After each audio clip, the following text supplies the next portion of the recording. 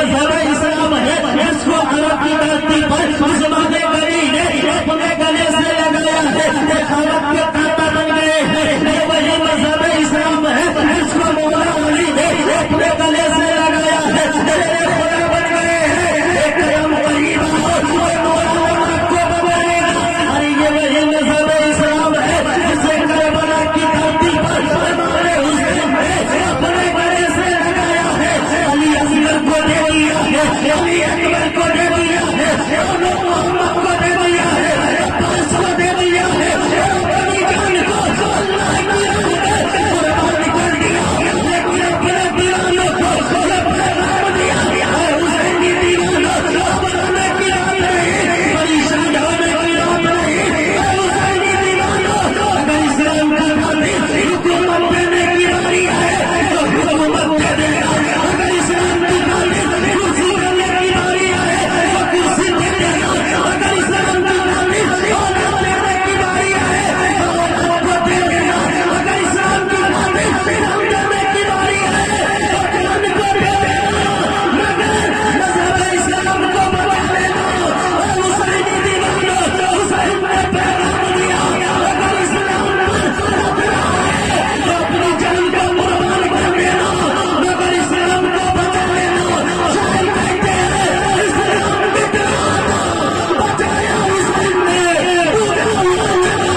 जलाया हुसैन ने, भाई बेटे को कुर्बान कर दिया, लाशा खुदा देखा, लाशा खुदा देखा, उठाया हुसैन ने। समय बिल्कुल कम है, बस आखिरी बात है। बलवा सब पल्लू के सुन्नी मुसलमानों, ये महीना ऐसा है कि सब इंसान जानते हैं, इस महीने में सब लोग ढोल ताशे बजाते हैं, लेकिन आप दास्ताने करबला को समझ लेंगे तो आप उसके करीब नहीं जाएंगे। बस आखिरी बात यह है कि मेरे दोस्तों मैं आपको बताऊं कि इस्लाम का खतरा ईरान में आया था। आपको खतरा कहाँ आया था? ईरान में आया था। तो इमाम हुसैन ने पूरे ईरान को पानी पानी कर दिया। वापस से कहिए या रसूल अल्लाह, अगर इस्लाम पे खतरा ईरान में आया था तो इमाम हुसैन ने पूरे ईरान को पानी पानी कर दिया। अगर इस्लाम पे खतरा नेपाल में आ जाए तो नेपाल का बेटा पूरे नेपाल को पानी पानी कर देगा और वापस से ये पैगाम देगा। हदीस में इश्की रोशन कोई तफसीर नहीं लेंगे, कबीले कुफ्र पे हम नारे वीर नहीं लेंगे।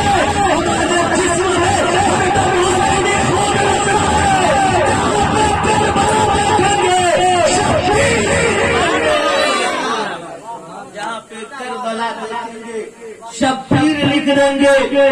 और दुनिया में मरते नहीं खुदा वाले, ये शाम दुनिया में रखते हैं मुस्तफा वाले। और हमारे कुफ्र में पहली तो बेचना है कब्र से निकल पड़ेंगे करबला वाले, कब्र से निकल पड़ेंगे करबला वाले।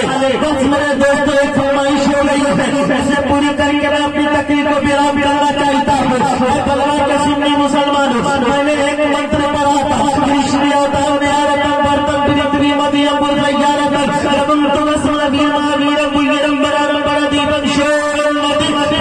गुरु पंडित महाराज ने कहा चाहे लोगों जमीन पर एक बालक आएगा, एक पुत्र आएगा जो सबसे ज्यादा विद्वान होगा, जो सबसे ज्यादा ताकतवर होगा, जो सबसे ज्यादा शक्तिमान होगा, जो सबसे ज्यादा पावरफुल होगा।